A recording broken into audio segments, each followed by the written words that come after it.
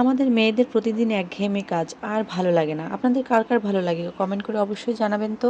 মাঝে মধ্যে মনে হয় কেউ যদি একটু রান্না বান্না করে দিত, মানে খুব ভালো লাগতো। নিজে রান্না করে খেয়ে নিজের হাতের তরকারি আর একদম ভাল লাগে না। কেন যে এমন হয়? তো হ্যালো এভরিওয়ান, আসসালামু আলাইকুম। কেমন আছেন সবাই? চলে আসলাম ছোট্ট একটা ভিডিও নিয়ে। আশা করছি প্রথম থেকে শেষ পর্যন্ত সাথে থাকবেন। তো আমি রান্নাঘরটা মোটামুটি ক্লিন করলাম, যেহেতু সকালে নাস্তা বানিয়েছি আর এখন দুপুরে রান্না বান্না করতে আসলাম।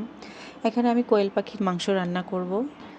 গতকাল রাতে আমার হাজব্যান্ড কোয়েল পাখি নিয়ে এসেছিল, আর আজকে যেহেতু ছুটির দিন একটু মাংস না হলে ভালো লাগবে না। হাজব্যান্ড বাসায় আছে, তো ফ্রিজে মাংসটুকু ছিল, তো আমি ভাবলাম যে একটু ভালো করে রান্না করি।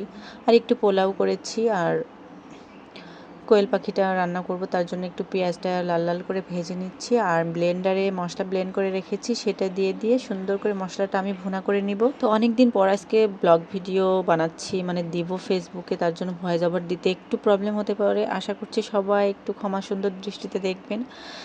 তো আমার মশলাটা ভালো করে কষিয়ে নিচ্ছি, খুব সুন্দর করে লাল লাল করে মশলাটা কষিয়ে নিয়ে খুব মানে একটু পুড়িয়ে ফেলবো না, তাহলে কিন্তু তরকারির টেস্টটা চলে যাবে। আর এখানে আমি আলু দিয়েছি পরিমাণ মতো, যেহেতু আমার ছেলেরা মাংসের আলু অনেক পছন্দ করে, মাংসের থেকে মাংসের আলুটা বেশি পছন্দ করে। এই জন্য আমি সবসময় চেষ্টা করি মাংসতে আলু দেওয়ার, সেটা গরুর মাংস হোক আর মুরগির মাংস হোক আর যেই মাংসই হোক না কেন। তো মাংসটা আমি ভালোভাবে কষিয়ে নিব, ঢাকনাতে ঢেকে দিলাম। আর এদিকে পোলাও রান্না করব, তার জন্য পরিমাণ মতো চাউল নিচ্ছি, দেখতে পাচ্ছেন আমি মেপে নিচ্ছি।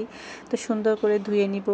আর এদিকে আমার হাজব্যান্ড এসে কী জানে কথা বলতেছে। তো আমি যখন বাসায় থাকলে রান্না করলে অনেকবার আমার কিচেনে আমার কাছে আসে, কি মি গল্প করে। আর এদিকে বৃষ্টি হচ্ছে, বৃষ্টির ভিডিও নিব না এমন কি হয় বলেন তো? এত সুন্দর বৃষ্টি হচ্ছে, ইচ্ছা হচ্ছিল ছাতা নিয়ে দৌড়ে ছাদে চলে যায়। আমি ছেলেদেরকে কথাও দিয়েছিলাম যে বৃষ্টি হলে আমি তোমাদেরকে ছাদে নিয়ে যাব, তো যেহেতু রান্না করছি এই সময় আসলে সম্ভব না। তো আমি এদিকে পোলাওয়ের চালটা ধুয়ে নিয়ে ভালো করে ভেজে নিচ্ছি একটা কড়াইতে। আর এদিকে আমার মাংসটা দেখেন কষানো হয়ে গিয়েছে, আমি ঝোলের পানি দিয়ে দিব। তো ওই ভিডিওটা কেন জানি হয়নি, জানি না, স্কিপ হয়ে গেছে। তো আমার মাংস রান্নাটা কিন্তু রেডি। এখন আমি ভাজা মশলাটা দিয়ে দিব।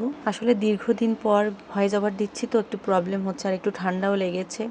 আর এদিকে বারবার মানে বৃষ্টির ভিডিও নিতে মন চাচ্ছে। দেখেন কত সুন্দর বৃষ্টি হচ্ছে, মানে এই বৃষ্টিতে একটু রবীন্দ্রসঙ্গীত গাইতে মন চাই।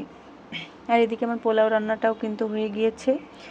তো রান্নাবান্না কিন্তু আমার শেষ। দুপুরে রান্নাবান্না এখন গোছল টোছল করবো। আর ওই যে আমার বাচ্চা ঘুমাচ্ছে, দেখেন কত আরাম করে ঘুমাচ্ছে, বালিশ ছাড়াই সে ঘুমাচ্ছে।